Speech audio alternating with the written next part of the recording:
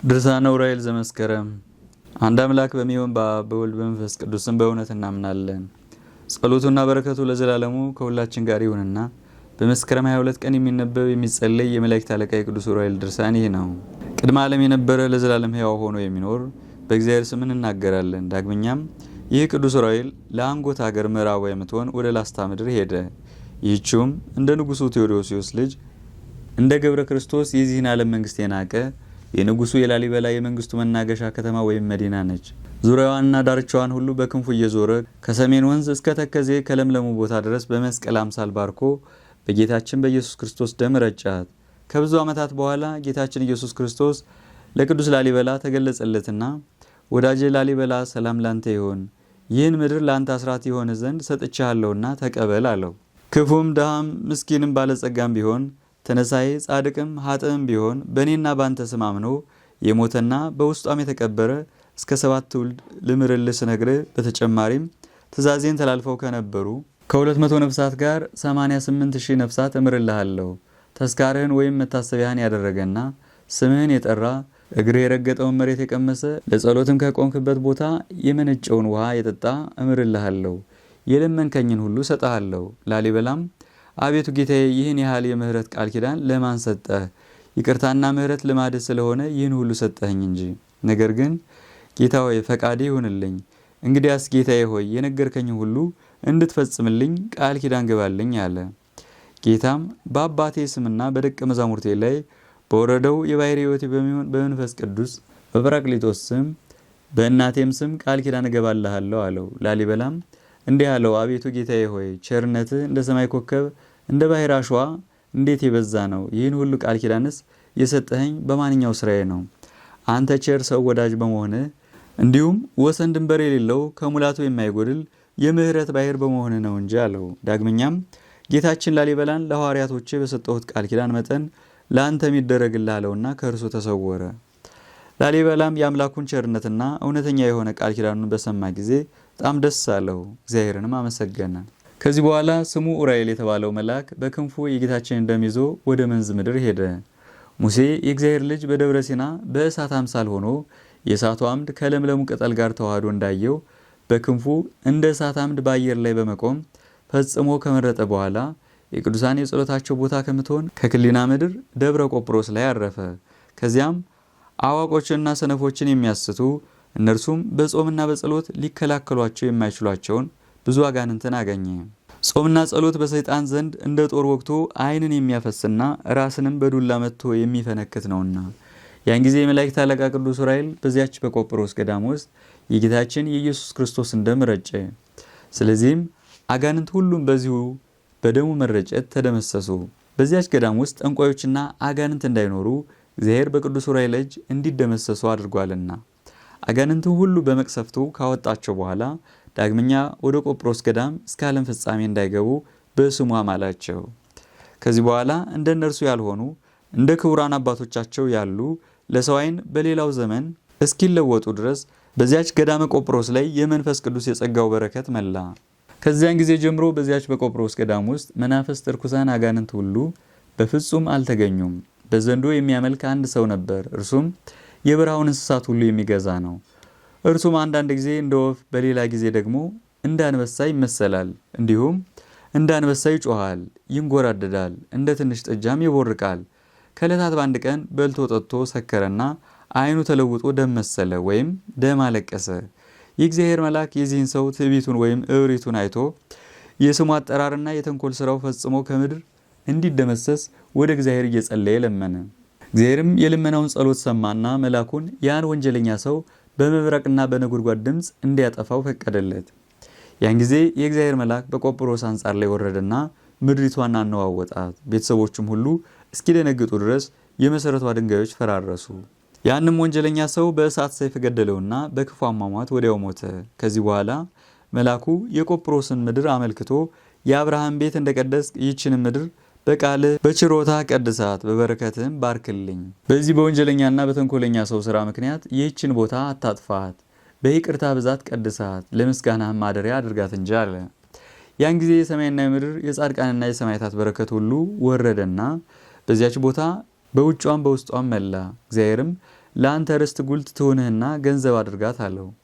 ይህም መልአኩ ዑራኤል አቤቱ ጌታዬ ሆይ ይህን በጎ ሥራ የሰራህልኝ በልመናዬ አይደለም፣ ነገር ግን በቸርነትህና በምሕረትህ ነው እንጂ አለ። ይኸውም መልአክ ዳግመኛ በለመነው ጊዜ በመልካም ስራው ያለ መርከብ በመጎናጸፊያው ባህርን የተሻገረ ጻድቅና መምህር የሆነ የኤዎስጣቴዎስ እንደ ቀድሞይቱ ደብር እንደ ቆጵሮስ ያችን ምድር ባረካት። ዳግመኛም አቤቱ ጌታ የተቀደሰው ስምህ በውስጧ እንዴት ሊኖር ይቻላል አለው። እግዚአብሔርም በኋለኛው ዘመን በውስጧ ለእኔ ማደሪያ አዘጋጅቼ በቅዱሳኖቼ ምስጋናዬን አፈሳለሁ፣ ደስታዬንም ለዘላለም በእርሷ ላይ አደርጋለሁ አለው። የሰላምና የጽድቅ ወዳጆች ደጋጎች በችግርና በብርድ እስኪወለዱባት ድረስ ለሕይወት የሚመነጭ የእግዚአብሔር ቃል በእርሷ ላይ ይገለጻል። አንተ ግን ይህ እስኪሆን ድረስ በረድኤትህና በጸሎትህ ጠብቃት አለው። ከዚህ በኋላ ይኸው መልአክ ተነስቶ ወጣና ለበረሃ አቅራቢያ የምትሆን ምድሪያ ወደምትባል ወደ አዜብ ምድር ወረደ። ውስጧንና ውጭዋንም ሁሉ በጌታችን ደም ረጫት። ከዚያም አንድነቱንና ሦስትነቱን የሚያመሰግኑ ከሮምና ከግብፅ የመጡ ብዙዎች ቅዱሳኖች ተገኙ። የእግዚአብሔር መላእክትም የክርስቶስ የሥጋውና የደሙ አንድነት ካለበት በየዕለቱ እየጠሯቸው ከሰማይ ይወርዳሉ ይወጣሉ።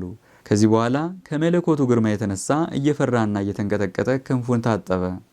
እነዚያ ቅዱሳኖችም የደሙን ጠብታ ባዩ ጊዜ እርስ በርሳቸው እግዚአብሔር በኢትዮጵያ ይህን ምልክት ስላሳየን በእውነት ዛሬም ዘወትርም እስከ ዘላለሙ ከመንፈስ ቅዱስ ጋር በሦስትነቱና በመንግስቱ ክብር ምስጋና ይግባው አሉ። ከዚህ በኋላ ከቆጵሮስ ገዳም ተነሳና በዳዊት ወንዝ ተሻግሮ በወግዳ ምድር አደሸዋ ከምትባል ደብር ደረሰ። እርሷንም ከክርስቶስ ጎን በተገኘ ብርሃናዊ ደመ መለኮት ባረካት። ከዚህችው ደብር ተነስቶ ሞረት ከሚባለው ሀገር ሲደርስ የጓደኛውን የባለምስራቹ የቅዱስ ገብርኤል ድምፅ ሰማ። እርሱ መልአኩ ቅዱስ ዑራኤልም የጌታችን የኢየሱስ ክርስቶስን ደም በክንፉ ተሸክሞ ወግዳ ውስጥ ባለች በሞረት ሀገር ላይ ቆመ። የአሸናፊ የእግዚአብሔር እናት የእመቤታችን የቅድስት ድንግል ማርያም የምስራች ነጋሪ የሆነ የመላእክት አለቃ ቅዱስ ገብርኤልም በዚች ደብር ላይ የጌታችን የኢየሱስ ክርስቶስን ደም እርጭ አለው። ያን ጊዜ ቅዱስ ዑራኤል ዙሪያዋንና አካባቢዋን ሁሉ በጌታችን በኢየሱስ ክርስቶስ ደም ረጫት፣ ባረካትም። ጌታችን ቅድስት እናቱ ከኢየሩሳሌም ወደ ግብፅ በተሰደደች ጊዜ ስለ ችግሯና ስለ ድካሟ ከእርሷ ጋርም ብዙ ድካም ስላገኛት አስራት አድርጎ ሰጥቷታልና በኋላ ዘመን በዚች ቦታ ንጹሐን ከሆኑ ከእስራኤል ነቢያት ይልቅ የተመረጠና የከበረ የሙሴ ጽላት ከሆነች ከጽዮን ካህናት ዘር የተወለዱ ሁለት ቅዱሳኖች ይኖሩባታል። ስጋዋን ንጹሕ በማድረግ ከመለኮቱ ጋር አንድ አድርጎ ስጋዋን ለብሶ ፍጹም መለኮታዊ ብርሃን የሆነ የአብ የቃሉ እናት እመቤታችን ድንግል ማርያምን የሚወዱ ብዙዎች መነኮሳት በእርሷ ውስጥ ይወለዳሉና እርሱ በሰይጣን አገዛዝ በጨለማ ውስጥ ለነበሩት ለአዳምና ለልጆቹ የሕይወት ብርሃን ነውና ከሌዋውያን ወገን የተወለዱ እነርሱም በኢትዮጵያ ውስጥ ከጽንፍ እስከ ጽንፍ ቅዱስ ወንጌሉን በማስተማር ያበራሉና ያን ጊዜም ቅዱስ ዑራኤል በጌታችን በኢየሱስ ክርስቶስ ደም ረጫት፣ ባረካትም። ከዚህ በኋላ ያች ደብር ደይ ተባለች። በኋላ ዘመን የንጉሥ ግርማ አስፈሪ ልጅ አምደ ጽዮን በአባ ዜና ማርቆስ ጊዜ ደብረ ብስራት ብሎ ሰየማት። በኋላም ዘርዓ ያዕቆብ የሞረትን ሀገር ምርጥ ብሎ ሰየማት። ንጉሡ ዘርዓ ያዕቆብ በስሟ ቤተ ክርስቲያንን በሰራ ጊዜ እመቤታችን መርጣታለችና አደሸዋንም ደብረ መሰበ ወርቅ ብለው ሰየሟት። ምክንያቱም የአምላካችን ስጋውና ደሙ በመሰበ ወርቅ ውስጥ በእሳት ነበልባል አምሳል ሆኖ ተገልጿልና ከዕለታት በአንድ ቀንም ባህሪው ጽሩይ በሆነ ወርቅ ተመስሎ በዚች ውስጥ ታይቷልና።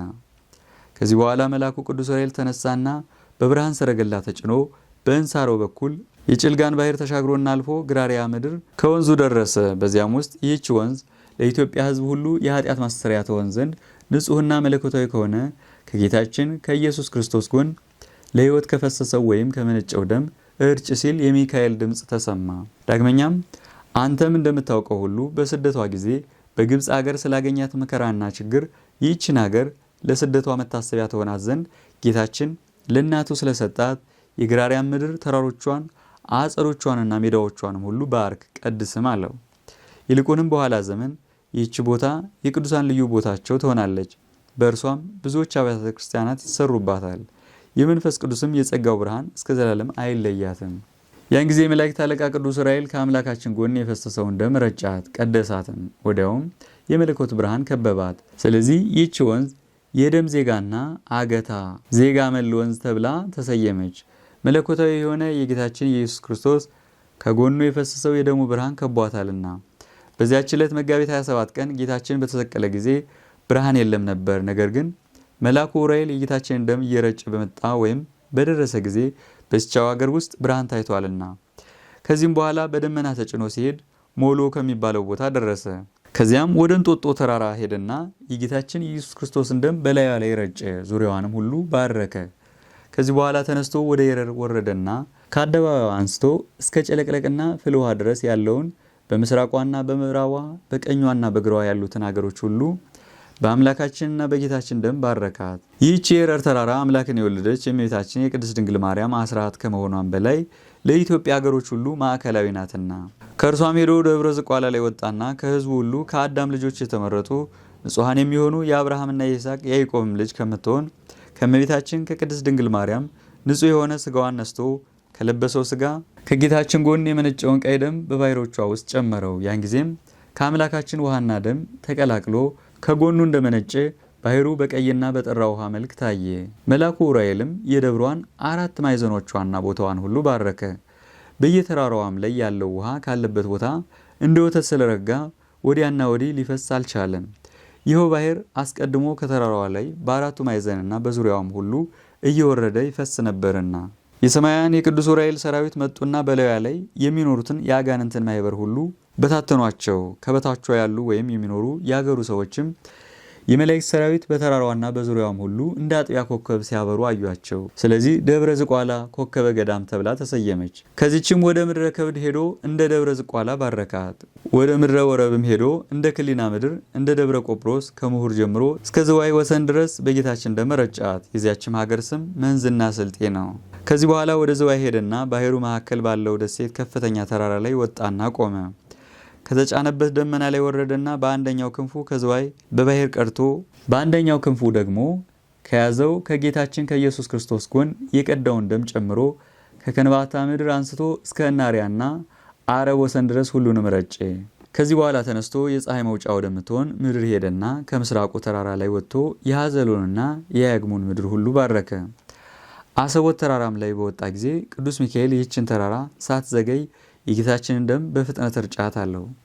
ጌታችን ዛሬ ማየው በሚሆን በደሙ አዳምን ከዲያብሎስ አገዛዝ ነፃ ሊያወጣ ወደ ሲኦል ይወርዳል፣ እኛም ከእርሱ ጋር አብረን እንሄዳለንና አለው። ያን ጊዜም በፍጥነት ስለቀደሳት ወይም ስለረጫት ከፀሐይ ብርሃን ይልቅ ሁለንተናዋ ብርሃን ሆነ። ስለዚህም የሰማይ መላእክት ይህችን ተራራ የእመብርሃን አገር የብርሃን ተራራ ደብረ ወገግ ብለው ሰየሟት። ያን ጊዜ ያችን ደብር ሲባርካት 11 ሰዓት ነበርና ጌታችን የአዳምና የሔዋንን ነፍሳት ከነ ልጆቻቸው ከሲኦል ውስጥ ለማውጣት በአካለ ነፍስ ወረደ። ግሩም የሆነ የማይጠፋ የመለኮትነቱ ብርሃን የሲኦልን ቦታ በራት። ለዘላለሙ ጥቂት እንኳ የብርሃን ጸዳል ወይም ጭላንጭል የሌለው በሲኦል ጉድጓድ ውስጥ የነበሩትን የሰውን ነፍሳት ሁሉ አወጣቸው፣ አዳናቸውም። ያን ጊዜ ይኸው የብርሃናት አለቃ የሚሆን ቅዱስ ዑራኤል ከደብረ ወገግ ተነስቶ በኢትዮጵያና በግብጽ ባለች ፈለገ ግዮን አባይ ደረሰና ማያዊና ግሩም የሚሆን የመለኮትን ደም በክንፉ ስለተሸከመ በተፈጥሮ ባህሪው እሳት ሲሆን እየተንቀጠቀጠ ፈጽሞ ተግብሩን ለማጠየቅ በውስጧ ታጠበ። የተቀደሳችሁ የኢትዮጵያ ሕዝብ ሆይ የመላእክት አለቃ ቅዱስ ዑራኤል ከእስላሞች አካባቢ በስተቀር ከኢትዮጵያ አጸደ ቤተ ክርስቲያን ወገን ወይም ቦታ ውስጥ መድኃኒት በሚሆን በጌታችን በኢየሱስ ክርስቶስ ደም ያልቀደሰው አንዳችም አይገኝምና ይህንን ታሪኩን ስሙ። ነገር ግን እነዚያን አድባራት ሁሉን የፈጠረ ብርሃን የሚሆን የአብ አካላዊ ቃል እናት እስከ ዓለም መጨረሻ ድረስ ስሟ በእነርሱ ላይ ይጠራ ዘንድ ከፍ አድርጓልና ከትግራይም ሀገር ዳግሚት ጽዮን የተባለች ምድር አክሱምንና ደብረ ሃሌሉያን እንዲሁም ደብረ ሲያትንና ደብረ አባይን ዳግመኛም ከአማራ ሀገሮች የላስታ ምድርና የሮሃ ሀገር ደብር እርሷም ላንጎት ምድር እስከ ወፍላ ምድር ድረስ ምዕራቧና ምስራቋ የምትሆን ከይኩኖ አምላክ ጋር ይዘው የሶስቱ ነገስታት ላሊበላና ቄሱ ይምርሃነ ክርስቶስ የናኩቶ ለአብም አድባራት የሆኑትን ሁሉ ከፍ ከፍ አደረጋቸው። በጌታችን ደም ከተባረኩትና ከፍ ከፍ ካሉት ሌሎች አድባራትም የዳግማዊ ዳዊት ደብረ ከርቤና ገነተ ማርያም ከበጌ ምድር ጽርሐ አርያምና ሁለቱ የጽድቅ ነገስታት አብርሃና አጽብሃ እንዲሁም ሃይማኖቱ የቀና አምላክን የሚወድ ዘርዓ ያዕቆብ የሰሯት ከሸዋ ሀገርም በመንዝ ሀገር ውስጥ የምትገኝ ምድረ ክሊና እንዲሁም እመጓ የሚሏት የምሳለ ማርያም ደብርና የአደሸዋ ደብርና ደብረ ብስራት ከሸዋ አድባራት ሁሉ የከበረችና የተመረጠች የቅዱሳን ገዳም የምትሆን ደብረ ሊባኖስም በምስራቅ ሀገር ያለ ደብረ ወገግና ደብረ ዝቋላ አምባ ማርያምና እመምህረት እንዲሁም የደንስ ገዳምና ደብረ የሻ ናቸው። እነዚህ ሁሉ የብርሃናት አለቃ የሚሆን በቅዱስ ዑራኤል እጅ ለዘላለም ክብር ምስጋና ገንዘቡ የሚሆን ማየው በሚሆን በጌታችን በኢየሱስ ክርስቶስ ደም ተባርከዋል። ለእግዚአብሔርና ለእናቱ ለድንግል ማርያም ምስጋና ይገባል። ለእኛም ለዘላለሙ ይቅርታና ምሕረት ይደረግልን፣ አሜን።